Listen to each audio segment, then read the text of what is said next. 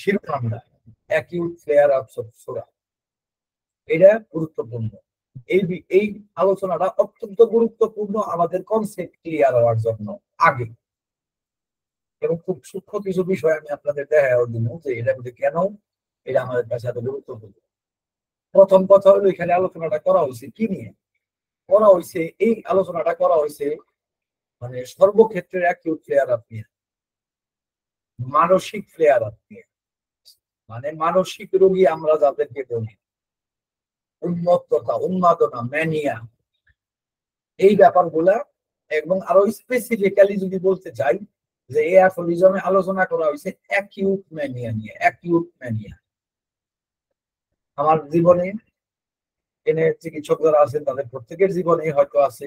আমার জীবনে আমি প্রচুর সংখ্যক অ্যাকিউট ম্যানিয়া রোগী চিকিৎসা করছি, এবং হানিম্যানের এই কথাগুলোতে কতটুকু গুরুত্বপূর্ণ আপনারা চিকিৎসা ক্ষেত্রে বুঝতে পারবেন। এইবার হানিম্যান কি শেখাচ্ছেন? হানিম্যান এখানে চিকিৎসার পদ্ধতি শেখাইছেন, হানিম্যান এখানে তাদের সাথে আচরণ বিধি ঠিক করে দিচ্ছেন। অ্যাকচুয়ালি এর একটা যুগান্তকারী এই ক্লাসটার এই কারণে যে হানিম্যানের আগে এদের সাথে যে আচরণ করা হতো একদম নির্যাতন, মারামারি, মাইরা ধৈরা বান্দা বুন্দা রেখে একটা শকিং ধরনের ট্রিটমেন্ট পদ্ধতি তখন চালু আছিল, যেটা এখনো আছে। সত্যিকার অর্থে এখনো এই শকিং পদ্ধতি এখনো বহাল আছে, কিন্তু হ্যানিম্যান একটা proper treatment for mental disease, mental disorder, specifically the acute mania or the acute mania has given, has instructed। তো এইখানে আমরা কি দেখতে পাচ্ছি? তিনি বলতেছেন যে যদি কোনো সময় কোনো অ্যাকিউট ম্যানিয়া রোগী আসে, তাহলে তোমরা যেটা করবা সেখানে গভীর এন্টিসোরিক, গভীর প্রিডিসপোজিশনের থেকে তোমরা বিবেচনা করবা না। এই কথাটা অনেকে ভুল বুঝেন, অনেকে মনে করেন এই এই জিনিসগুলো আলোচনার বিষয় যেন আপনাদের মধ্যে এই ভুল কনসেপ্ট না থাকে। কোনো একটা এই যে ভাষ্য লেখে, বিভিন্ন জায়গায় বিরাট বিরাট ভাষ্য লেখছে, কোনো একটা জায়গায় এই কনসেপ্টটার সঠিক কনসেপ্টটা তুলেই ধরা হয় না। আমি এখন বোঝাই দিতেছি যে এই কনসেপ্টটা আসলে কি, হানিম্যান কি বলছেন এখানে। অনেকের ধারণা যে আমি এন্টিসোরিক, হানিম্যানের এন্টিসোরিক গুলা যে গ্লাসে একটা দেওয়া যাবে না। আপনি বলেন যে কোন মায়াজম রে অ্যাড্রেস করে না এইরকম কোন ওষুধ কি দুনিয়াতে কোনোদিন পয়দা হয়েছে, সৃষ্টি হয়েছে, হইতে পারে? আপনাদের ধারণাটা আমারে বলেন, আমি শুনি। একটা জিনিস মনে রাখবেন, এই যে সিনেমায় গান হয় খুব হালকা চতুর গান, তাই না? কিংবা একদম হালকা যে গানটা আপনি শোনেন, একদম হালকা গান, কোনটা কথা কখন ব্যাকল নাম্বার 1 একটা গান আছে, শুনেন, মজা লাগবে, খুব ইন্টারেস্টিং গান। ঠিক আছে, একটা একটা করে ব্যাকল নাম্বার 14 পর্যন্ত যায়। কেরা কোন ধরনের ব্যাকল, খুব হালকা গান। এইবার আপনি যদি আমি আমি মিউজিকের সাথে রিলেটেড বলে আমি খুব প্রমিনেন্টলি খুব বড় গলায় বলতে পারি, এটা আমি বুঝি ভালো মতো। এইবার আপনি যদি নোটেশন গুলা খেয়াল করেন, নোটেশন গুলা যেভাবেই খেয়াল করেন, গিটার দিয়ে করেন আর হারমোনিয়াম দিয়ে করেন, তাহলে দেখবেন যে তা কোনো না কোনো একটা রাগ রে অ্যাড্রেস করবে। হতে পারে তা বিলাবল, সিম্পল রাগ, সি স্কেল হতে পারে, খুব খুব নর্মাল রাগ হইতে পারে। কিন্তু যেহেতু এটাতে নোট ব্যবহার করা হচ্ছে, কাজে কোনো রাগের বাইরে সে যাবে না। ঠিক একই কোনো না কোনো একটা রাগ সে অ্যাড্রেস করবে, কোনো বিলং করবে, কোনো না কোনো রাগের মধ্যে সে ইনক্লুডেড।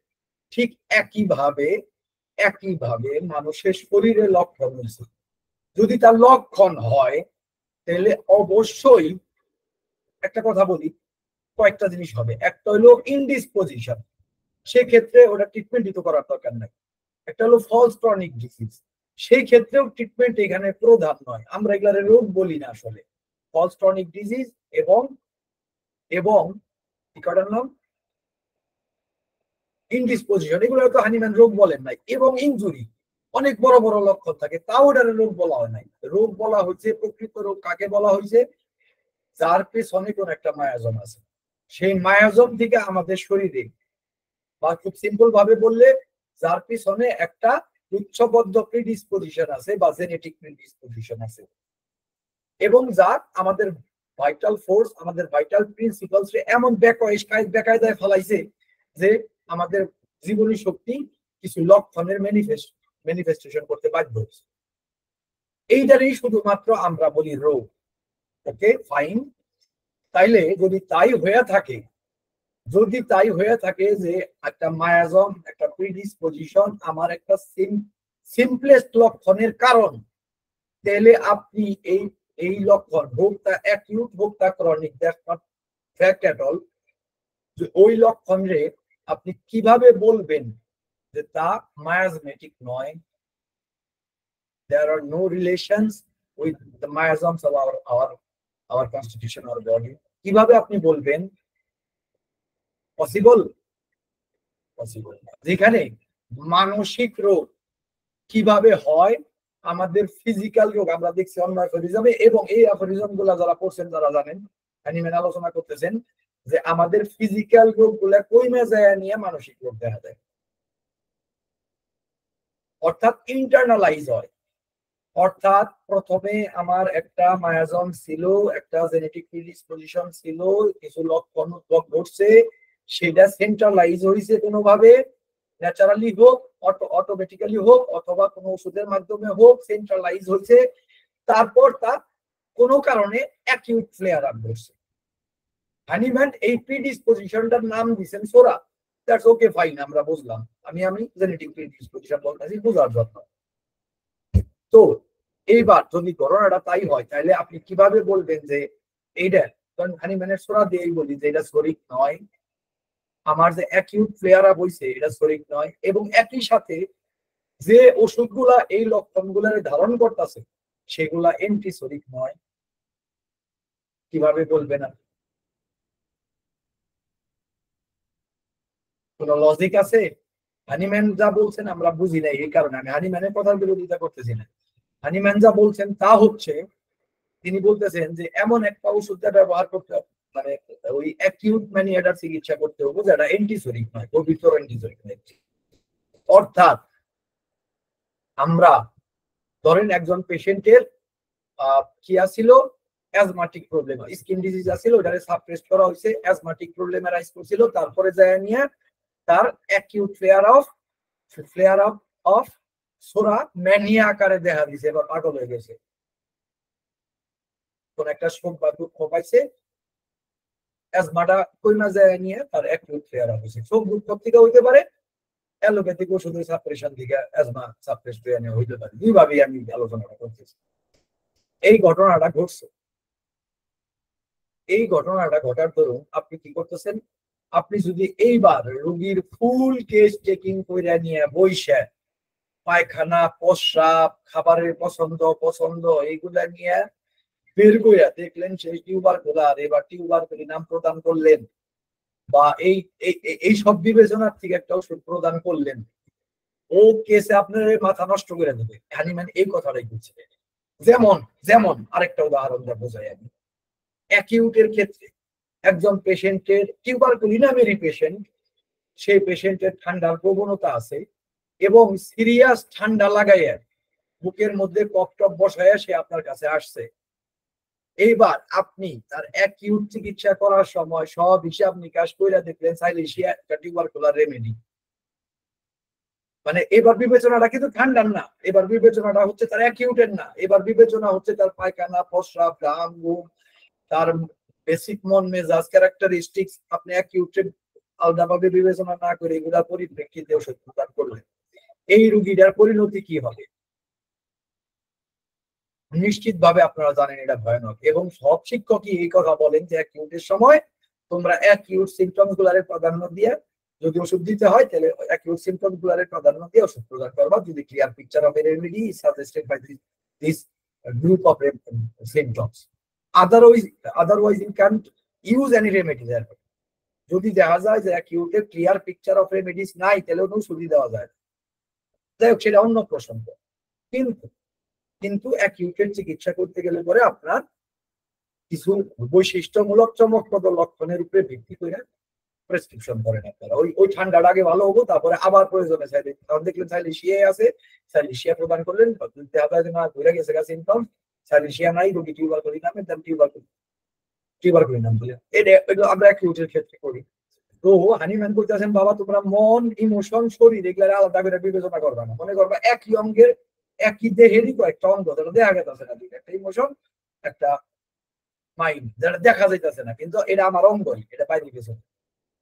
এবং তোমার ওই অঙ্গগুলাতে রোগগুলা হয়েছে, তোমার ওই শরীরে যেগুলো আছে ওইগুলা সাবরেস্ট হয়ে গেছে, বা এইগুলা কইনা যায় ইন্টারনালাইজ হয়ে নিয়ে এই লক্ষণগুলো হয়েছে।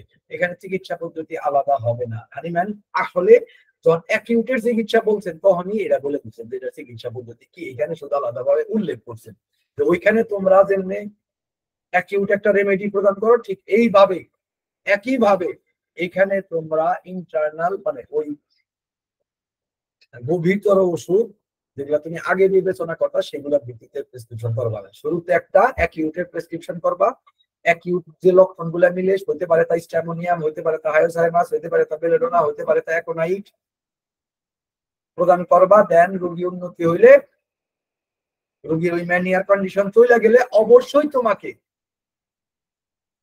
একটা তার ওই জেনেটিক প্রিডিসপোজিশনের ভিত্তিতে বা হানিম্যানের ভাষায় অ্যান্টিসোরিক ওষুধ প্রয়োগ করতে হবে। কেন প্রয়োগ করতে হবে? অ্যাফোরিজমে বলা আছে, তা না হইলে খুব অল্প একটু ইনফ্লুয়েন্সেই আবার রিকার করবে। এই এক্সপিরিয়েন্স আমার মেলা আছে।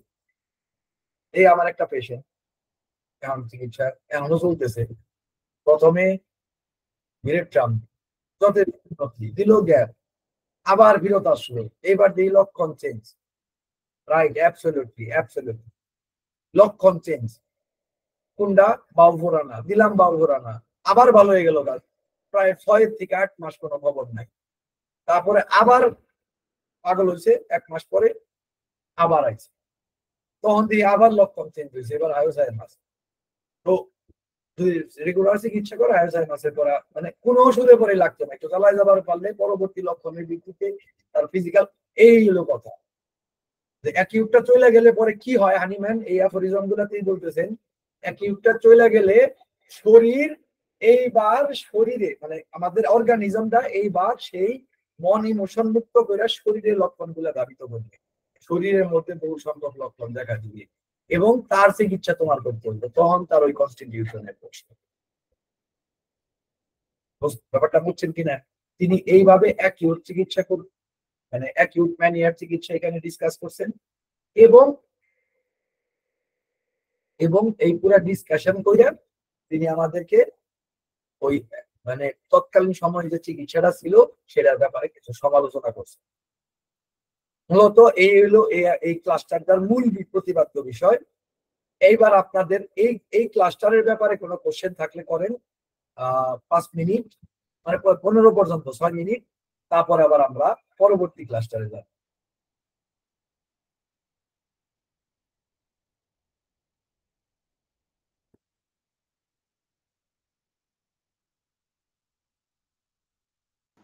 আসসালামু আলাইকুম স্যার। ওয়ালাইকুম আসসালাম। জি জি আপা বলেন। স্যার 223 নাম্বার যে অ্যাফোরিজমটা এখানে হচ্ছে যে স্যার, এই উন্মাদ রোগের চিকিৎসা বন্ধ করলে পরে সোরা স্বয়ং পরিপূর্ণভাবে বিকাশ লাভ করে এবং অ্যান্টিসোরিক ওষুধ দ্বারা আরোগ্য করা খুব কঠিন হয়। স্যার এটা যদি একটু বুঝাই দিতেন। 223 না? জি স্যার। দেখতেছি দাঁড়া।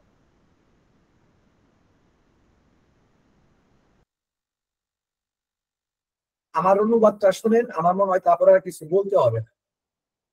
কিন্তু যদি অ্যান্টিসোরিক এবং সম্ভবত অ্যান্টিসিফিলিটিক চিকিৎসা প্রদান না করা হয়, সেখানে আমরা প্রথমবার উন্মাদনা বা উন্মত্ততা দেখা দেবার কারণটির চাইতে আরো বেশি হালকা কারণে একটি নতুন, আরো দীর্ঘকাল ব্যাপী ও আরো বড় আক্রমণ প্রায় নিশ্চিত রূপে প্রত্যাশা করতে পারি। এই নতুন আক্রমণের সময় সোরা নিজেকে পূর্ণরূপে বিকাশ করে এবং পর্যাবৃত্তিক বা স্থায়ী মানসিক বিশৃঙ্খলা সৃষ্টি করে, যা তখন অ্যান্টিসোরিক দিয়ে আরোগ্য করা আরো বেশি কঠিন হয়। বুঝলেন নাই?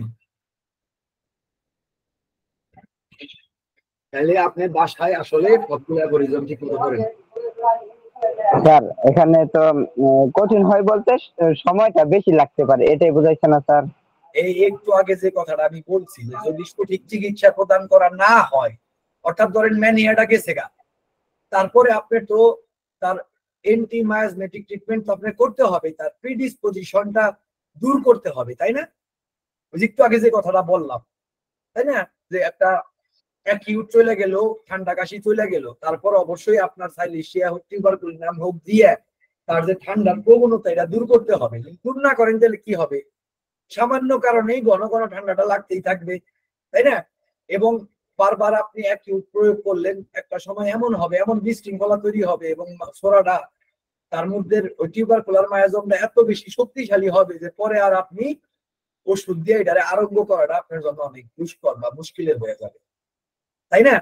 ঠান্ডার ক্ষেত্রে এই একই ঘটনায় আপনি এবার প্রতিস্থাপন করেন ম্যানিয়ার ক্ষেত্রে। এই কথাটাই হানিম্যান এখানে কইছেন, যে আপনি যদি আপনি ম্যানিয়াটা সারাইছেন, বেলেডোনা, আয়োসাইমাস, হিস্টামোনিয়াম, অ্যাকোনাইট, ভিরেট্রামেলবাম, এগুলা বাহুরানা কাহুরানা এগুলো দিয়ে আপনি সারাইছেন সাপোজ, তারপরে আপনি আর চিকিৎসা চালাইলেন না, তাইলে যে ঘটনাটা ঘটবে, একই উত্তর চলে গেছে কিন্তু মায়াজম তো ভিতরে আছে, সে বারবার সামান্য কারণে, এটা একটু আগে বলছি আমি, এটা সামান্য কারণেই পুনরায় দেখা দেখা দেওয়াইতে থাকবে এবং ফলাফল স্বরূপ একটা সময় এমন হবে, এমন একটা বিশৃঙ্খলা তৈরি হবে, কারণ আপনি যথেষ্ট সময় দিয়েছেন এবং বারবার এটারে মডিফাই করছেন অ্যাকিউট রেমেডি দিয়ে। ফলাফল স্বরূপ এমন একটা সময় আসবে যখন ওষুধ দিয়ে এটারে সারাইতে আপনার প্রচন্ড ব্যাক পাইতে হবে, আপনি সারাইতে পারবেন না বা সারানোর পর্যায়ে আর থাকবে না, কারণ এটা তখন খুব স্থায়ী আবাস গাছছে। আপনারা জানেন মানসিক রোগ যখন খুব বেশি স্থায়ী হয়, ধরেন সিজোফ্রেনিক হয়ে গেল বা এমন প্যারানয়েড, দীর্ঘকাল ব্যাপী প্যারানয়েড হয়ে গেল, তখন আর সারানোই যায় না। হানিম্যান এই কথাটাই অ্যাফোরিজম বলছে। শিখলে আপনারা এখন বুঝতে পারছেন? স্যার ক্লিয়ার, একদম ক্লিয়ার স্যার। আসলে আর কোনো কোশ্চেন? দ্রুত করতে হবো কারণ 6 মিনিটের আর 2 মিনিট আছে, 4 মিনিট গেছে। স্যার আরেকটা হচ্ছে যে 228 নাম্বার অ্যাফোরিজমে স্যার বলা হয়েছে যে আমরা শুধু তাকে আশপাশে দ্রব্যাদি ধ্বংস ও ক্ষতি করা থেকে বিরত রাখার চেষ্টা করব, মানে মেন্টাল পেশেন্ট যারা থাকবে, এই আশপাশে ক্ষতি বলতে কি স্যার, ওরা ভাঙচুর করে বা মানুষকে মারধর করে এরকম কিছু স্যার? Right, absolutely. এটা তো আচরণবিধি, এই অ্যাফোরিজমটা হলো আচরণবিধি নিয়ে, তাদের সাথে আমরা কিভাবে, আপনি পুরোটা পড়েন দেখবেন কিভাবে আচরণ করব তাদের ব্যাপারে। হ্যানিম্যান সর্বোচ্চ নমনীয় আচরণের উপদেশ দিতেছেন, কথাটা বুঝছেন কিনা?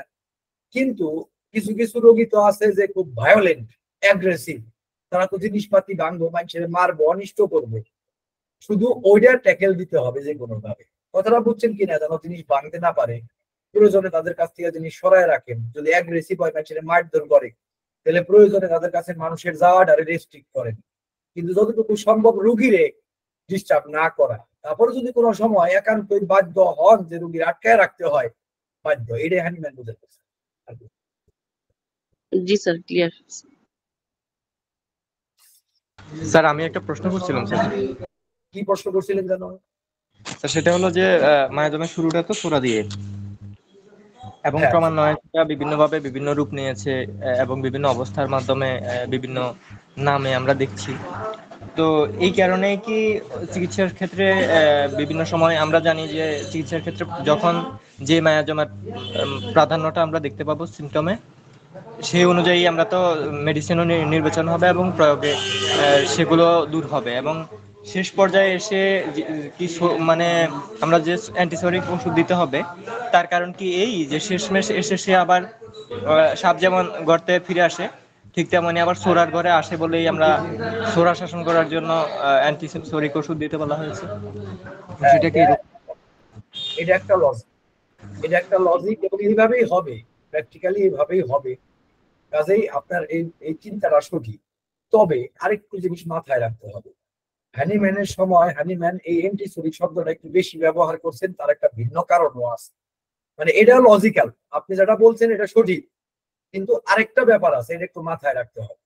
সেটা হইলো, এটা মাথায় রাখতে হবে, অবশ্যই রাখতে হবে, কারণ আছে। কারণ আমাদের সময়ের রোগগুলো অনেক বেশি কমপ্লেক্স, আমাদের সময়ের হেলথ গুলা অনেক বেশি কমপ্লেক্স এলিমেন্টস এর আন্ডারে আছে।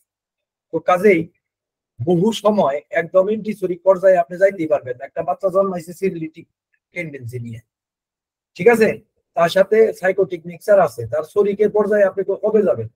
কাজেই একটা জিনিস আমি বলে দিই, হ্যানিম্যান যখন কাজ করতেছিলেন দেখবেন, আপনারা যদি ভালো মতো খেয়াল করেন অর্গানন এবং ক্রনিক ডিজিজ, দেখবেন যে সিফিলিটিক মায়াজম এবং সাইকোটিক মায়াজম নিয়ে খুব বেশি কিছু বলা নাই, এবং হানিম্যান স্বীকারও করছেন যে তিনি আসলে এটা নিয়ে প্রাথমিকভাবে কাজ করছেন।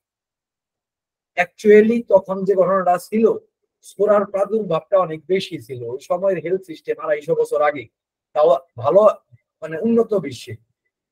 কাজেই তাদের বেলায় কিন্তু রোগের প্রাদুর্ভাব এত বেশি ছিল না। তখনকার সামাজিক আমাদের বর্তমান সময়ের সোশ্যাল, ইকোনমিক এন্ড পলিটিক্যাল এবং ইন্টারন্যাশনাল অ্যাফেয়ার্স গুলা যেভাবে আমাদের প্রভাবিত করে রোগ তৈরি করে, এবং আমাদের টেকনোলজিক্যাল অ্যাডভান্সমেন্ট যেভাবে আমাদেরকে প্রভাবিত করতেছে আমাদের স্বাস্থ্যের, একটা জিনিসও ছিল না। তখনকার শহরও আমাদের গ্রামের চাইতে নির্জন ছিল। কালকের আগের দিন একটা ওয়েস্টার্ন মুভি দেখলাম, ওদের শহর একটা দেখেন, মাত্র 6 থেকে 7টা বাড়ি, তার মধ্যে গাছপালা, কি বলবেন এটা? ওটাই শহর, ওটাই টাউন। যাই হোক, ওই লাইফ স্টাইলে মানুষের সোরাডাই ছিল আসলে প্রমিনেন্ট, ছিল সবই, সিফিলিসও ছিল, সাইকোসিসও ছিল, টিউবারকুলারও ছিল, কিন্তু খুব স্প্রেডেড আছিল সোরা, খুবই স্প্রেডেড, অলমোস্ট 99.9%-এরও বেশি। এত পরিমাণ সোরা ছিল, এবং হানিম্যান এক্সটেন্সিভলি কাজ করছেন সোরা নিয়ে। তো তার চোখে সোরাটা বেশি উপরছে, স্বাভাবিক, আছে বেশি, দেখবেন তো বেশি, স্বাভাবিক কথা। ফলাফলস্বরূপ তিনি তার মতো করে ওই সময় লিখছেন যে তিনি যা দেখছেন যে আমার সোরা দিতে হইতেছে বারবার, এন্টিসোরিক দিতে হইতেছে বারবার, তিনি বারবার এন্টিসোরিক শব্দটা ব্যবহার করছেন, লজিক্যালি ব্যবহার করছেন। তিনি যা দেখছেন এটা ভুলও না, কিছুই না। এবং এটাও সত্য যে আপনি যদি যার মধ্যে 3টা মায়াজম আছে এক জীবনে, যা তৈরি হয়েছে, যে আসলে সোরা নিয়ে জন্মাইছে, তার বেলায় চিকিৎসা করতে করতে আপনি সোরাতেই যায় শেষ করবেন, এটাই স্বাভাবিক, এটাই লজিক্যাল। তো এটা লজিক্যাল থাকা সত্ত্বেও আপনার মাথায় রাখতে হবে যে হানিম্যান লজিক্যাল ওয়েতেই যে সোরাটা ব্যবহার করছে, সোরা এন্টিসোরিক শব্দটা ব্যবহার করছে, তার আমাদের বর্তমান সময়ের পরিপ্রেক্ষিতে একটু ওভার রেটেড। আমি হানিম্যানের ত্রুটি কইতাছি না, তিনি ওই সময় যা দেখছেন একদম অ্যাপ্রোপ্রিয়েটলি উপস্থাপন করছেন, কিন্তু আমাদের বর্তমান সময়ের পরিপ্রেক্ষিতে স্লাইটলি ওভার রেটেড। এই ব্যাপারটা একটু মাথায় রাখতে হবে।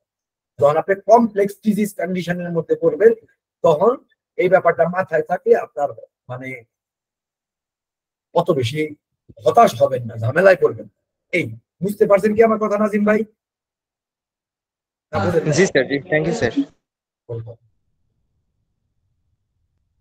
ওকে, আর আমি পরবর্তী ক্লাসটায় চলে যাই, কারণ আমাদের সময় তো আর বেশি নাই। আমার একটু কাজ আছে আজকে ইসের পরে, আপনাদের আলোচনার পরে। এই কারণে আজকে মানে এক্সট্রা টাইম আমি নিতে পারবো স্বাভাবিক। তো আমি এবার একটা সামারি দিচ্ছি, তারপর আমি আপনারা পড়ে রাখেন, বিস্তারিত আলোচনা তারপরে করতেছি। মানে এখানে বেসিকলি 2টা খুব গুরুত্বপূর্ণ বিষয় আছে। একটা হলো সবিরাম জ্বরের ব্যাপারটা নিয়ে, যে জ্বর গুলা পুনরায় মানে বারবার দেখা দেয়। সবিরাম জ্বর কোনগুলা? ওয়ান সাইডেড ডিজিজ সোরা নাও হইতে পারে। সাপোজ একজন ব্যক্তি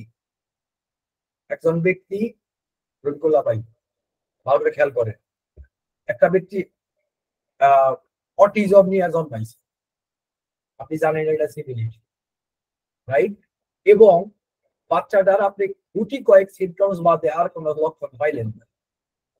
স্বাভাবিকভাবে এই বাচ্চাদের ক্ষেত্রে তারা অন্য দুনিয়ায় বাস করে, ফলাফলস্বরূপ তারা লক্ষণ নিজেরা বলতে পারবে না। বাপ মা অবজারভেশন করছে, কিছু লক্ষণ বলছে, সঠিক অবজারভেশন করছে, অল্প গুটি কয়েক লক্ষণ তারা দিতে পারবে। কিছু আচরণ বিধি, রিপিটেটিভ ওয়ার্ক, কিছু ডিফিকাল্টি দিতে পারবে, আদারওয়াইজ আর কিচ্ছু পাবে না। ইভেন আপনি তার ফিজিক্যাল কনস্টিটিউশনের উপরে নির্ভর করতে পারবেন না, ওয়ান সাইডেড ডিজিজ। অথবা একটা ক্যান্সারের রোগী অপারেশন করছে, এবার থেরাপি দিছে, এইবার নানান রকমের ওষুধ খাইছে, করে নিয়ে আপনার কাছে আইছে, ওয়ান সাইডেড ডিজিজে পরিণত হয়ে যাইছে। কিংবা যাদের শরীরে লিম্ফোমা তৈরি হয়েছে, আপনি জানেন, লাইপোমা তৈরি হয়েছে, আপনি জানেন, benign tumour of all over the body, এটা বেসিকলি সাইকোটিক অরিজিনের, তো আপনি কোনো লক্ষণ দিবেন না। কাজেই সবসময় যে এটা সোরাই হইতে হবে ওয়ান সাইডেড ডিজিজ গুলা, ব্যাপারটা প্র্যাকটিক্যালি আসলে তা। রবিকুল আশা উত্তর পাইছেন? ওকে, থ্যাংক ইউ। আমি এবার ক্লাসটায় চলে যাই। এবার সবিরাম জ্বর। সবিরাম জ্বর আসলে কোনগুলা সবিরাম জ্বর এবং তার আসলে বেসিক বৈশিষ্ট্যটা কি? এটা কি অ্যাকিউট, এটা কি ক্রনিক, কি বলবেন বলেন?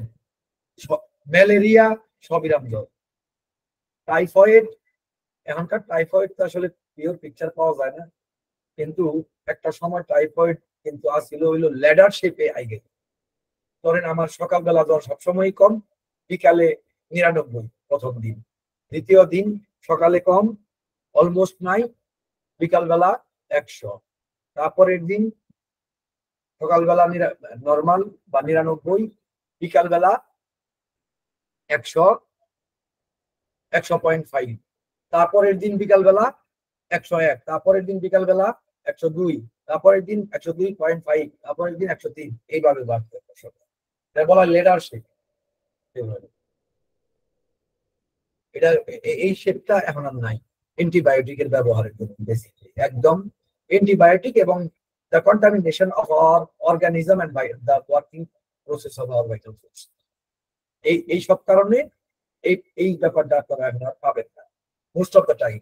এই ladder shape advancement of typhoid fever পাবেন না। তবে একটা সময় সত্যিকারের nature of typhoid fever is ladder shape.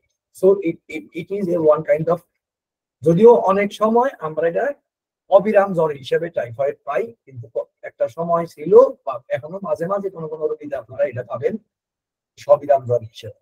Otherwise অনেক সময় বেসিক্যালি সবিরাম জ্বরের টাইপটা ম্যালেরিয়া হলো আদর্শ টাইপ সবিরাম জ্বর। এছাড়া Mars gas fever, yellow fever, আরো কিছু এপিডেমিক ফিভার আছে যেগুলা এই সবিরাম। সবিরাম মানেই হচ্ছে বিরাম দেয়া গিয়া, নাই একদিন, তারপর নাই 2 দিন, তারপর দেখা দিতেছে, এটা কয় সবিরাম জ্বর। আমারে বলেন এটা কি না কোন?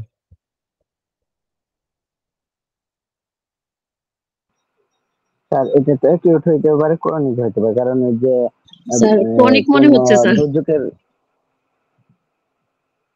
এটা কথা কই, অ্যাকচুয়ালি অ্যালোপ্যাথরা রোগের বিভাগ যেভাবে করছে এবং তার নামকরণ যেভাবে করছে, সেখানে হইল যে রোগটা 15 দিনের ডিউরেশনের অলমোস্ট, এটারে কয় অ্যাকিউট। যেটা 6 মাস ডিউরেশনের ওটারে কয় সাব অ্যাকিউট। তার সাথে বেশি যেটা আছে এটা সময়ের ভিত্তিতে অ্যালোপ্যাথরা। হোমিওপ্যাথিতে তা নয়। আমার বৈজ্ঞানিক বৃত্তি বইতে আমার শিক্ষক একটা বিজ্ঞাপনী স্যারের দেখবেন একটা আর্টিকেল আছে, দেখেন ওখানে 3টা ভাগ দিচ্ছে, অ্যাকিউট, সাব অ্যাকিউট, ক্রনিক।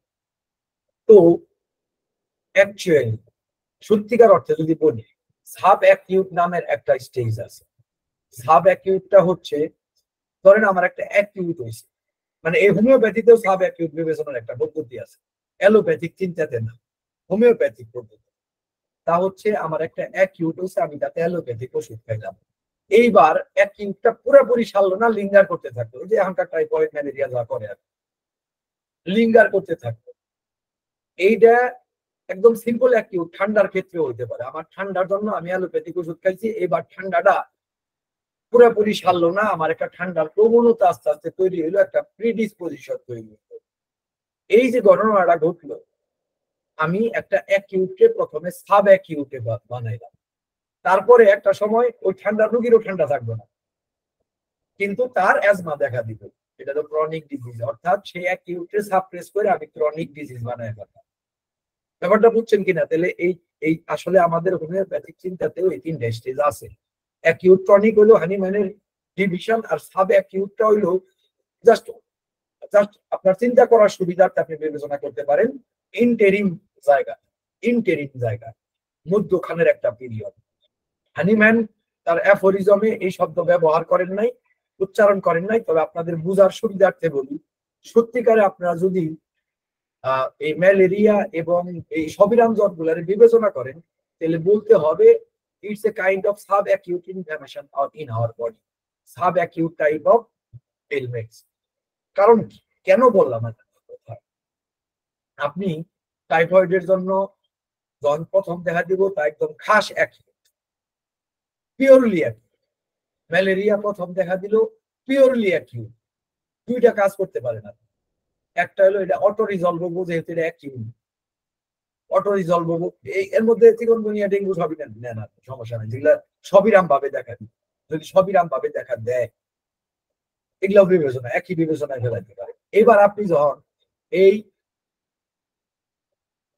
রোগটারে যখন দুইটা পরিণতি, একটা হলো নিজে নিজে সারবে, যেমন 21 দিনের মাথায় টাইফয়েড ছেড়ে যাওয়ার কথা, আমাদের ওষুধের কারণে এটা হয় না, টাইফয়েড লিঙ্গার করতে থাকে। একজনের জীবনে 10 বার টাইফয়েড দেখা দেয়, 5 বার দেখা দেয়, কয়েকবার দেখা দিয়েছে, প্রচুর রোগী আমি পাই, এবং তার যদি ওয়াইডাল টেস্ট করা হয় অ্যাবনর্মাল পাওয়া যায়। তো এখন এটা কি হয়েছে, ব্যাপারটা হয়েছে যারা অ্যাকিউট ছিল তারা সাব অ্যাকিউট বানানো হয়েছে। কিংবা ম্যালেরিয়ার কথা ধরেন, সেখানে কি হবে, সেখানে এটা অনেক সময় নিজেই লিঙ্গার করতে থাকে, নির্দিষ্ট সময় এটা ভোটকাল সমাপ্ত হয় না, কারণ এটা তো খালি মানে নিজে একদম purely sub acute type of fever. Actually এই পুরো প্রক্রিয়াটা হলো সাব অ্যাকিউট। এটা যদি সাপ্রেস করেন must you will be fall in a chronic type of disease. ম্যালেরিয়ারে আপনি যদি ঠিক সাপ্রেস করতে পারেন, এই যে নাইট্রামিউরের রোগী আমরা দেখি মাঝে মাঝে, কি অতীতে একবার টাইফয়েড হয়েছিল, তারপর আর কোনোদিন হয় নাই, কিন্তু তার একটা নির্দিষ্ট সময় পর পর মাথা ব্যথা হয়। সেন্ট্রনের রোগী পায় নির্দিষ্ট একদম এক্সাক্ট টাইমিং এ মাথা ব্যথা হয়। চায়নার রোগী পায় একটা নির্দিষ্ট কিছু কমপ্লেইন, একটা নির্দিষ্ট পিরিয়ডিসিটির আন্ডারে যে ওষুধগুলো আছে আপনারা চোখ বলান, এই পিরিয়ডিসিটির টাইপ নিয়ে ক্রনিক রোগগুলা দেখা তাদের বেলা, বিশেষ করে তাদের বেলা। ওটা ছাড়াও হইতে পারে, এই ধরনের সাপ্রেশন ছাড়াও পিরিয়ডিসিটি আসতে পারে মানুষের, তবে মোস্ট অফ দা টাইম এই পিরিয়ডিসিটি গুলো আসে। দেখবেন ইতিহাসের মধ্যে, অতীত ইতিহাসে আপনারা দেখবেন টাইফয়েড সাপ্রেস করা হয়েছে, অথবা ম্যালেরিয়া সাপ্রেস করা হয়েছে, বা সাম কাইন্ড অফ এই পিরিয়ডিক্যাল ডিজিজ, পিরিয়ডিক্যাল ফিভার, বা যেটা সবিরাম ধরেন ইন্টারমিডিয়েট ফিভার বলা হচ্ছে, এইগুলারে সাপ্রেস। এই হইছে মুদ্রা কথা। Actually the root of this disease wasn't in the chronic origin. Actually, it was only a acute origin, but by the time it will make a chronic type of disease. ব্যাপারটা বুঝছেন কিনা? কিংবা এমনও হতে পারে যে নিজে আসলেও সাব অ্যাকিউট, যেমন ম্যালেরিয়াতে হয়, এবং সাপ্রেস করলে ক্রনিক ডিজিজ, অর্থাৎ এইগুলোর আপনি সাপ্রেস করলে অবশ্যই ক্রনিক ডিজিজ তৈরি করবে।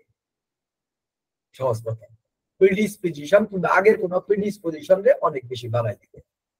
হয় নিজেরা প্রিডিসপোজিশন তৈরি করবে, যখন নিজেরা প্রিডিসপোজিশন তৈরি করবে, যেমন ধরেন আমার কিছু কেস আছে টাইফয়েড ইনাম দেওয়ার পর উন্নত হয়েছে, কারণ টাইফয়েড নিজে প্রিডিসপোজিশন লেয়ার তৈরি করছিল। যারা মধ্যে লেয়ার তৈরি না করছে ওইখানে টাইফয়েড ইনাম দিবেন ইচ্ছা রকম কাম হবে না কিছু, কারণ এবার টাইফয়েডটা সাপ্রেসড হয়ে রোগীর আগের যে লেয়ার আছে, আগের যে প্রিডিসপোজিশন আছে, কিংবা তার যে জেনেটিক প্রিডিসপোজিশন মায়াজম আছে, তার শক্তি বৃদ্ধি করছে, হ্যাঁ বিভিন্ন লক্ষণ প্রকাশ করছে। এই দুই ঘটনা করতে পারে। এই হলো এই সবিরাম দরের ব্যাপার। এবং তারপর হ্যানিম্যান অ্যাকিউটের রকম ফেরগুলা নিয়ে এই অ্যাফরিজম গুলাতে আলোচনা করছেন, যেখানে আমরা দেখতে পাবো, এবং তিনি তার ট্রিটমেন্ট পদ্ধতিটা আগে বলে নেই, তার ট্রিটমেন্ট পদ্ধতি আলোচনা করছেন কিভাবে, যেহেতু এটা মানে প্রাইমারিলি অ্যাকিউট অরিজিনের, প্রাইমারিলি এবং নিজস্ব বৈশিষ্ট্য নিয়ে লেয়ার তৈরি করার ক্ষমতা রাখে, কাজেই এইবার during the period of this intermittent fever or subacute inflammatory condition, যে সিমটমস গুলা, যে টোটালিটি গুলা সে তৈরি করছে, যে টোটালিটি গুলা সে নিয়ে আসছে, যে টোটাল রোগীর মধ্যে পূর্বতন স্বাস্থ্যের থেকে যে পরিবর্তন গুলা এই নতুন অবস্থার পরিপ্রেক্ষিতে তৈরি হয়েছে, তাকে বিবেচনা করে আপনাকে ওষুধ প্রদান করতে হবে আগে, যেভাবে আপনি অ্যাকিউট করছেন। কিন্তু এটার মধ্যে পার্থক্য কি, এটার মধ্যে আরো গভীরতর লক্ষণ গুলো আমি নেই, সেই লক্ষণের লিস্ট গুলা খালি না কিন্তু দিচ্ছেন ওই অ্যাফরিজমের মধ্যে কিছু প্রশ্ন দিয়ে দিচ্ছেন, যে এই ঘাম কেমনে, জ্বর কেমনে, কোন সময় আসে, কোন সময় যায়, তারপরে কি করছেন হ্যানিম্যান? তারপরে ইন্টারমিটেন্ট ফিভারের ধরনগুলা নিয়েও আলোচনা করছেন, যেখানে বিক্ষিপ্ত ধরনের হইতে পারে, মহামারী হইতে পারে, স্থানীয় কোন একটা নির্দিষ্ট এলাকায় হইতে পারে, অর্থাৎ স্পোরাডিক, এপিডেমিক, এন্ডেমিক, আইসোলেটেড, গুটি কয়েক সিরা লোকের দেখা দিছে কোন একটা নির্দিষ্ট এলাকায়, কিংবা সরাসরি এই যে একই ক্রনিক টাইপ, ক্রনিক টাইপ, এই সবগুলাই হতে পারে। এই হলো মূল কথা যেগুলো আমার আপনাদেরকে বলা উচিত এই ক্লাসটার নেপথ্যে। এরপরে আপনাদের কোশ্চেন। আমাদের তো সময় শেষ, আমি তারপরে 10 মিনিট সময় দিতেছি আপনাদের কোশ্চেনের জন্য। বলেন স্যার, রিউমেটিক ফিভার এটা কি সাব অ্যাকিউট না ক্রনিক? এটা রিউমেটিক মধ্যে পড়ে না। রিউমেটিক ফিভার হচ্ছে এক ধরনের ইনফ্ল্যামেটরি ফিভার, এক ধরনের, তবে সবই রামজন না, এটা যে থাইমা আসবে ব্যাপারটা এরকম না, এটা ক্রনিক টাইপের। মানে এটাও সাব অ্যাকিউটই বলতে পারেন, তবে ক্রনিকের খুব কাছাকাছি। বেসিকটা সাব অ্যাকিউট শুরুতে এটা সাব অ্যাকিউট, কিন্তু পরবর্তীতে খুব বেশি দিন লাগে না যেটা ক্রনিক টাইপের জায়গা। কথাটা বুঝছেন কিনা? একদম শুরুতে সাব অ্যাকিউট টাইপ, তবে অ্যাকিউট। জি স্যার। স্যার এই প্রিডিসপোজিশনটা স্যার আরেকবার একটু বলেন স্যার। টাইফয়েডের পরে প্রিডিসপোজিশন লেয়ার ক্রিয়েট করতে পারে, অথবা সাবটেস্ট করলে কিছু রিমেইনিং সিম্পটমস থাকতে পারে, যেটাকে আমরা নেভার ওয়েল সিনস এর মধ্যে ফেলতে পারি, নাকি স্যার? Right, absolutely. আবার আমি একটু বুঝাই, সুন্দর, এই ব্যাপারটা গুরুত্বপূর্ণ। তাহলে ক্ল্যারিটি থাকবে, রোগী দেখলে আপনি বুঝবেন যে কি হচ্ছে তার বেলায়, এটা গুরুত্বপূর্ণ। সাপোজ আপনি একটা উদাহরণ আগে, খুব সিম্পল একটা ব্যাপার থেকে যাই, তাহলে বুঝতে সুবিধা হবে। ধরেন একজন মানুষ মাথায় আঘাত পাইছে, রাইট? মাথায় আঘাত পাইলে আমরা কিন্তু, এবং আমার বাস্তব জীবনেও দেখছি, আপনারাও দেখছেন বহুবার, the possibility of natrum salt will be increased so much যে তার বেলায় natrum saltটা হয়তো লাগবে ইটিওলজিক্যালি, বা আমরা অনেক সময় কি করি, natrum saltটা প্রয়োগ করি মাথায় তীব্রতর আঘাত পাইলে সরাসরি ইনজুরির হিসাবে নগদে প্রয়োগ করি, যেন বমি না হয়, ইন্টারনাল হ্যামারেজ না হয়, বা থাকলে যেন রিজলভ হয়ে যায়। এটা কিন্তু আমরা করি। কিন্তু তারপরেও যদি মাথা ব্যথা তৈরি হয়, যে সেখানে একটা পসিবিলিটি থাকে ন্যাট্রাম সাল্ট আসবে, কিন্তু সবসময় কি ন্যাট্রাম সাল্ট আসে, বা আর্নিকাই বলেন, সবসময় কি আর্নিকা আসে? আমার জীবনের পার্সোনাল এক্সপেরিয়েন্স থেকে বলি, আসে না। কথাটা বুঝছেন কিনা? যেমন কয়েকদিন আগে আমাদের স্কোপে একজন পেশেন্টের ট্রিটমেন্ট করলাম, স্কোপে না,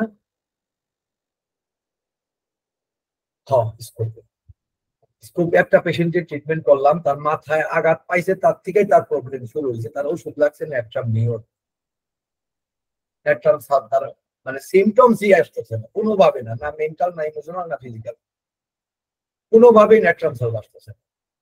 মানে আমি ইনভেস্টিগেট করছি, যেহেতু একটা একদম পার্টিকুলারলি কইতাছে যে মাথায় আঘাতের পরের থেকেই তার প্রবলেম স্টার্ট করছে, কিন্তু তার ওষুধ ন্যাট্রাম সাল্ট এখন অন্যতম হচ্ছে।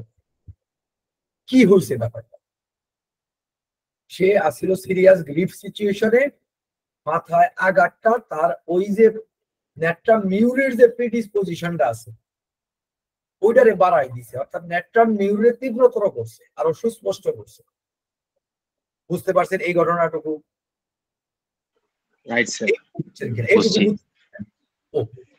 এইবার ঠিক একইভাবে আপনি কল্পনা করেন যে এইটা হলো ওই ইনজুরি অফ হেডের বদলে শব্দটা টাইফয়েড বল, একদম ক্লিয়ার হয়ে যাবে। একজন ব্যক্তির টাইফয়েড হয়েছে, ওকে, তাহলে এইটা আমার শরীরে কি রিয়াকশন করতে পারে? দুইটা রিয়াকশন। একটা হইলো নিজে নিজে সেরে যাবো, আচ্ছা এটা বাদ, সারলো না, এটা হইতে পারে লিঙ্গার করতে পারে। সারলো না, কেন সারবো না? কারণ আমি এটা সাপ্রেস করছি, অ্যালোপ্যাথি খাইছি। এইবার যখন আমি এটা সাপ্রেস করলাম, তাইলে দুইটা ঘটনা ঘটাইতে পারে, একটা হইলো তার নিজেই একটা লেয়ার তৈরি করবে, যেমনি যে মাথায় আঘাত ন্যাট্রাম সালফের লক্ষণ গুলো তৈরি হইতে থাকে, লক্ষণ ছাড়া তো আমরা তাই না? ঠিক এইরকম টাইফয়েড নামের সিমটমস গুলো রাইজ করতে থাকে, একটা পার্টিকুলার লেয়ার কিংবা হয়তো মানে এগুলারাইজ করতে থাকে, বা হয়তো অন্য ওষুধ ক্লিয়ার আগে স্যার। তা না অন্য একটা ওষুধের লক্ষণেরাইজ করতে থাকে, হয়তো আর্নিকের রাইট লক্ষণ করতেছে বা কিছু একটা। এটা হইলো একটা superficial layer is implanted on his previous genetic predisposition, isn't it? Right. Right. যদি এই ক্ষেত্রে হয় তাহলে এটা একটা আলাদা লেয়ার, আমার তার ট্রিটমেন্ট করতে হবে। আমি তো টাইফয়েড নিলাম বললাম উল্লেখ করার জন্য, বোঝানোর জন্য, যেন সুস্পষ্ট ভাবে আপনারা বুঝতে পারেন যেভাবে আমরা মাথা ব্যথার ক্ষেত্রে আর্নিকা বা ডেক্সামেথাসোনের কথা বিবেচনা করি, টাইফয়েড নিলাম একটা লেয়ার, রাইট? কিন্তু আরেকটা ঘটনা করতে পারে যে এটা কোনো লেয়ার রইলো না, তখন যদি ওটা নেন, ওটার একটা ঘোষ ইটিওলজি শব্দই আছে, যে আপনি দেখলেন টাইফয়েড নাম দিলেন বা এটার একটা ইটিওলজি খাড়া করে রেপার্টরি করলেন, ভুল। এটা একটা ঘোষ ইটিওলজি, আপনাকে অবশ্যই বিবেচনা করতে হবে যে এটা আসলে ইটিওলজি কিনা। এই ক্ষেত্রে টাইফয়েডটা আসলে ইটিওলজি না triggering factor of previous predisposition, previous genetic predisposition, অর্থাৎ আগের মায়াজন্মের সে বাড়াইছে। সাপোজ টাইফয়েডের আগে সে রোগী আছিল নেট্রামিউরের, এবার নেট্রামিউর বাদ দেন লাইকোপোডিয়ামের, এবার লাইকোপোডিয়ামের সে হাইলাইট করবে আরো বেশি করে, মানে লাইকোপোডিয়ামের লক্ষণে আরো বেশি করে প্রডিউস করবে। ব্যাপারটা বুঝছেন কিনা? কিংবা রোগটা একটু অ্যাডভান্স সালফার আসবে বা অন্য একটা ওষুধ লাগতেছে, লাইকোপোডিয়াম না অন্য একটা ওষুধ লাগতেছে, কিন্তু এটা ওই লেয়ার হিসেবে না, টাইফয়েডের লেয়ার না, এটা হইলো তার রোগ বাড়ছে, রোগটা বেসিক প্রিডিসপোজিশনটাই বাড়ছে। এইটা রাইট স্যার। এই এক্সাম্পলটা স্যার আমি বিতুল কাসের বইয়ে পড়েছিলাম স্যার। এক্সাক্ট স্যার আপনার উদাহরণটাই দিয়েছে যে কোনো একটা ক্যালকেরিয়া কার্ভের কনস্টিটিউশন বা মায়াজেমেটিক প্রিডিসপোজিশনের মধ্যে আছে, পরবর্তীকালে তার কোনো একটা গ্রিফ আসলো, প্রচন্ড শোক, আমরা শোক দেখলেই নেটটা মিওরে চলে যায়। কিন্তু যদি তার কনস্টিটিউশন মজবুত থাকে, লেভেল অফ হেলথ যদি ডিফেন্স মেকানিজম স্ট্রং থাকে, তখন সেখানে ক্যালকেরিয়া কার্ভেরই ওই মাথা যন্ত্রণাটাই প্রডিউস করবে, অন্য কোনো সিমটমস এর মধ্যে যাবে না, শুধু তার গ্রিপটা গিয়ে ক্যালকেরিয়া সিমটমস কে আরো ফ্লেয়ার করবে। Right sir. আরো কিছু ওটা বিস্তৃত কিছু, ধর সাপোজ কি হইতে পারে, তার অর্গান কোন একটা ডিস্টার্ব হইতে পারে, কিংবা এমন হইতে পারে যে অর্গান বরঞ্চ আরাম হয়েছে, আগে তার ফ্যাটি ডিজেনারেশন আছিল, ফ্ল্যাটুলেন্স আছিল, গ্যাস আছিল, ওগুলা কমে গেল ওই টাইফয়েডের পরে, কিন্তু emotionally disbalance then before, she is now apathetic or indifferences, কিংবা আরো ভয়ানক ব্যাপার হলো ইমোশনালি ব্যালেন্স কিন্তু mentality is organized, memory weakness, with depression আবিজাবি হইয়া নিয়ে সুইসাইডাল ডিসপোজিশন, এগুলা শুরু। ব্যাপারটা বুঝছেন কিনা? বুঝাইলাম লক্ষ্য। তবে স্যার এই জিনিসটা স্যার যাদের হেলথের কন্ডিশন খুবই ভালো থাকে, মানে লেভেল এর উপরে থাকে, তাদের ক্ষেত্রে আগে জিনিসটা ধরে রাখে, আর নাহলে ডিফেন্স মেকানিজম দুর্বল হইলে ওই গ্রিফটা গিয়ে ফের পুরোটা চেঞ্জ করে একটা নেটটা মিওরে লেয়ার করবে। Right sir. সুন্দর কোশ্চেন এবং বোঝার মতো। এই ক্লাসগুলো আপনারা বাইরে পাবেন না, এই আলোচনাগুলো চর্চা আমাদের মধ্যে হয় না, এগুলা বারবার দেখবেন ভিডিও, তাহলে কনসেপ্ট ক্লিয়ার হবে, আদারওয়াইজ কিন্তু লস করবেন। এবার বলেন আর কোনো কোশ্চেন আছে কিনা, নাহলে আমি শেষ করে দিই, একটা কাজ আমার করতে হবো, কোশ্চেন না থাকলে শেষ করে দিতে হবে আজকে।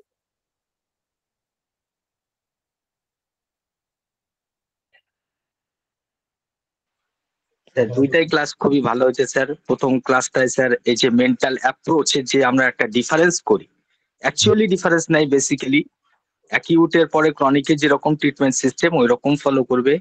আর দ্বিতীয়ত স্যার এই যে একটা ঘোস্ট ইটিওলজি বললেন স্যার, এটা আমার তো খুবই ফায়দা দেবে স্যার, কারণ আমি এখানে কনফিউজ ছিলাম অনেক। আচ্ছা আচ্ছা ঠিক আছে, প্র্যাকটিস করেন বলে ব্যাপারগুলো গুরুত্ব আপনি একটু বেশি ধরতে পারতেছেন। আমাদের এটা যখন প্র্যাকটিস করবে ইনশাল্লাহ, তখন আসলে বুঝবে এই আলোচনাগুলোর গুরুত্ব। এগুলা কিন্তু থিওরিটিক্যাল আলোচনা, এই আমি যে আলোচনাগুলো আপনার ক্লাসে করি, দেখেন আপনার আগের ব্যাচ পর্যন্ত আমি থিওরিটিক্যাল, যে রবিকুল্লাহ সারা থিওরিটিক্যাল আলোচনা পাইছি, তাই না? বেশিরভাগ most of the time theoretical আলোচনা পাইছি, কিন্তু আমি আমার নিজের অ্যাপ্রোচ পাল্টাইছি। এগুলা কিন্তু প্র্যাকটিক্যাল, মানে ট্রিটমেন্টের ক্ষেত্রে আপনাকে কিভাবে চিন্তা করতে হবে সেই বিষয়গুলো আপনারা বুঝছেন। কাজেই এগুলা যেন খুব গভীরভাবে নিজেরা অনুধাবন করবেন, মনে রাখবেন, যারা প্র্যাকটিস করেন তারা ইমপ্লিমেন্ট করবেন, তাইলে সে রক, আদারওয়াইজ পরে আবার অন্য জায়গায় পাবেন না। তো ঠিক আছে, তাইলে আজকের মতো তাহলে নিয়ে শেষ করি। আমার 11টার মধ্যে একটা কাজ কমপ্লিট করতে হলো। স্যার আর একটা কথা বলতে চাই স্যার, আর একটা কথা বলতে চাই প্লিজ স্যার। স্যার আর একটা কথা স্যার, আর একটা আমি যেটা বই অর্গানন পড়ে যেটা আমি বুঝতেছিলাম, একটু আমি মিসগাইড হচ্ছিলাম, কিন্তু স্যার আপনার কথা দ্বারা যেটা আমি আজকে ক্লিয়ার করতে পারলাম, যে যখন একটা মাইন্ড সিমটমস ডেভেলপমেন্ট করে, কর্পোরাল সিমটমস বা বডি সিমটমস চলে যায়, তখন সেটা অ্যাকচুয়ালি একটা ওয়ান সাইডেড ডিজিজ হয়ে যায়। তো সেই ক্ষেত্রে ডক্টর হ্যানিম্যান বলেছেন যে মাইন্ড সিমটমস এর উপরে বেস কইরা প্রেসক্রাইব তো তুমি করবা মাইন্ডের ডিসপোজিশন এবং হচ্ছে কি বর্তমান সিমটমস এর উপরে, তখন ফিজিক্যালি ভাবে সিমটমসটা চলে আসে। এই কথাটা স্যার খুব গাইড করেছে, কেননা স্যার ওখানে আরো বর্ণনা আছে যে কর্পোরাল সিমটমস আগে কি ছিল, আগের মেন্টাল পজিশন এবং রিমেইনিং সিমটমস অর্থাৎ যেটা অবশিষ্ট রয়েছে প্লাস বর্তমানের মেন্টাল কন্ডিশন, এই তিনটা তুমি লিখবে বটে, কিন্তু মাইন্ড ডিসপোজিশনের উপরে প্রেসক্রিপশন করবে। এটা স্যার আপনি খুব ইজিলি বোঝাইছেন স্যার। এটা করবেন, এগুলা কিন্তু আমি প্র্যাকটিক্যালি করি, কইরা দেখছি যে এগুলা সত্যতা কত প্রজ্জ্বল, একদম মানে আপনি করার পরেই বুঝবেন। আমি এখন প্রেডিক্ট করে দিই, যে কইছি না যে আমার একটা পেশেন্টের যে ই হইতো অবিরত মুভমেন্ট, লর্ডস ওয়ার মুভমেন্ট ছিল। হ্যাঁ স্যার, টিক্স ছিল একটা। হ্যাঁ লর্ডস মনে আছে স্যার। টিক্সটা চলে গেল, যে মানসিক রোগী অ্যাকিউট ম্যানিয়া দেখা দিলাম, করে দিয়েছিলাম, আবার ফেরত তারা তো বিশ্বাস করে না। কয়েকদিন আগে আমার একটা সিজোফ্রেনিয়ার রোগী করে দিয়েছিলাম যে আপনি ডেলিউশন গুলো যখন কমবো, আপনি যখন উন্নত হবেন আপনার গ্যাসের প্রবলেম দেখা দিল। আমি জানতাম যে তার প্রিডিসপোজিশন তার আগের ডা ছিল গ্যাস্ট্রোইন্টেস্টাইনাল সিস্টেমে এবং পায়ের, আমি বলে দিছি এবং তাই দেখা দিছে। কয়দিন পরে পেট পোলাই নিয়ে এসেছে জিনিসটা।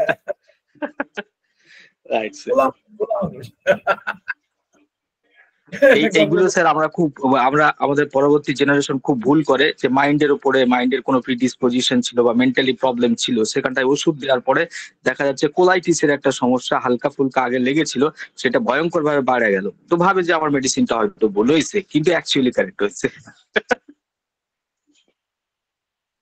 আমার একটা ইয়ের বাচ্চা আছে স্কোপে, most difficult cases, one of the most difficult cases.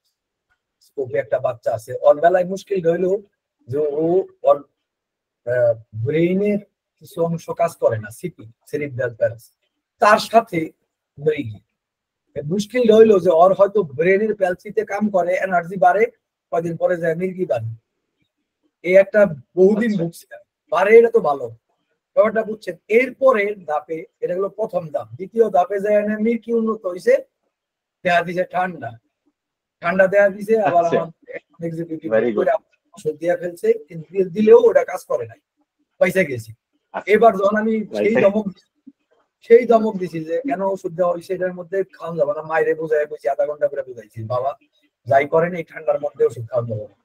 কথাটা বুঝছেন কিনা? ওর জ্বর মর যা আছে, হ্যাঁ বুকে এটা করো, আমি বুঝছি যা হয় তাই করি, প্রয়োজনে হসপিটালে নিবেন যদি ওই রকম কোনো এমার্জেন্সি হয়, কিন্তু ওষুধ খাওয়া যাবে। এইবার ধৈর্য ধরছে, যখন বুঝছে উত্তরটা ধরার পরে কি হয়েছে, মির্কি এখন 50% কমে গেছে এবং এখন স্ট্রেংথও ভালো, মির্কি উন্নত হয়েছে। মানে ওই যে just the flow of the disease, direction of cure, direction of influx. এখানটায় স্যার একটা কথা স্যার আমার একটু ডাউট আছে স্যার, ডক্টর ভিতুল কাছে এখানটায় বলেছেন যে যখন এরকম স্টেট প্রডিউস হবে, যখন ফিজিক্যালি সিমটমস গুলো বা অ্যাকিউট গুলো বেশি দেখা দেবে, তোমরা হোমিওপ্যাথিক ওষুধ না দিয়ে বরঞ্চ ধরো আলসারেটিভ কোলাইটিসে 20 বার যাচ্ছে, ব্লাড পাস হচ্ছে, তো সেখানটায় অ্যালোপ্যাথিক ট্রিটমেন্ট করলে আবার মেন্টাল সিমটমটা আসবে, ফের আবার ওষুধ দিবা। স্যার এই কথাটা কতটা স্যার ঠিকঠাক আছে? না, আপনি যেটা বুঝছেন ভুল বুঝছেন। তিনি যেটা বলছেন আজকে শুনে নেন। তিনি বলছেন যে যদি কারোর হেলথ লেভেল সি গ্রেডের হয়, সি গ্রেডের হেলথ হলেও অ্যাকচুয়ালি ওইখানে আপনি সঠিক ওষুধ প্রয়োগই করতে পারবেন, ওই পরিমাণ লক্ষণই তার মধ্যে থাকে না। ব্যাপারটা বুঝছেন কিনা? আপনাকে সবসময় পার্শিয়াল ওষুধ দিয়ে শুরু করতে হয়, কাজেই আপনার পেশেন্ট 100% সিকিউর থাকে না, সম্ভব না এটা সি গ্রেডের হেলথে। ব্যাপারটা বুঝছেন কিনা?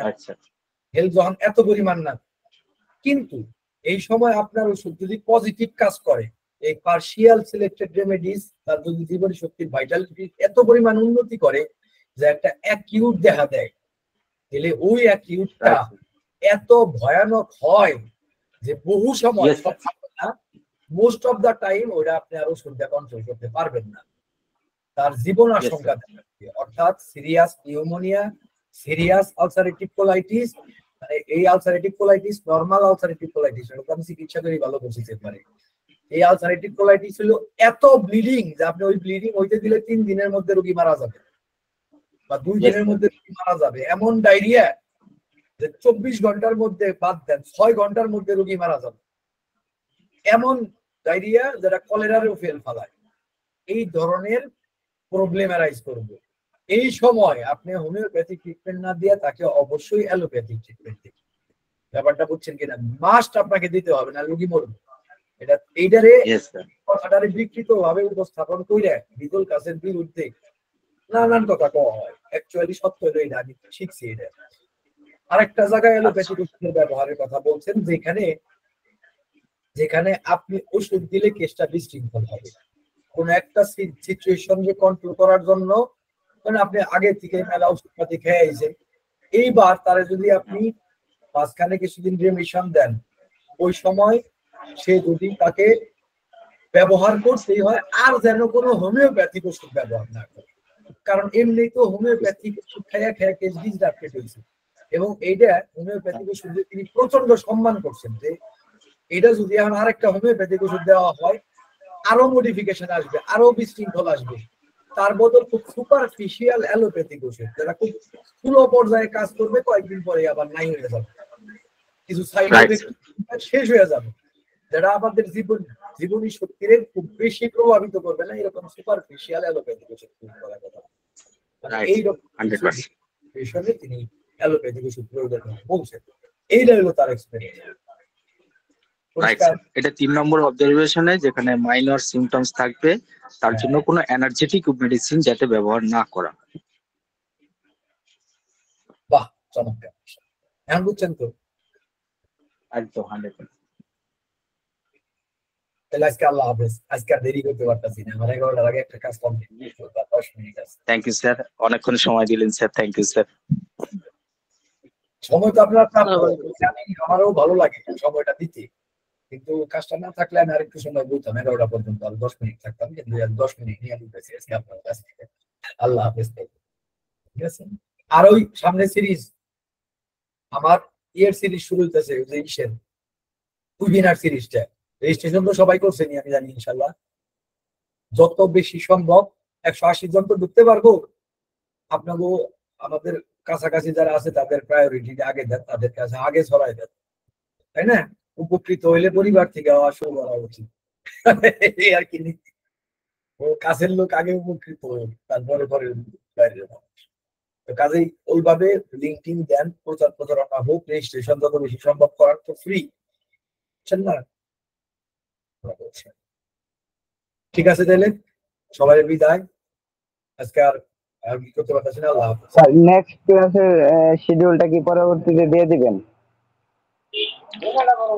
নেক্সট ক্লাসের শিডিউল মানে আমাদের কোন ফেরদিন থেকে কত? আপনাদের তো দেওয়াই আছে, তারপরেও যদি না আপনারা শেষ স্যার, দেওয়া ছিল ওগুলা শেষ। আমি বলে দিতেছি, আপনারা 245 থেকে 263। ওকে ওকে, ধন্যবাদ। হ্যাঁ, আল্লাহ হাফেজ। ফিয়ামানিল্লাহ। 245।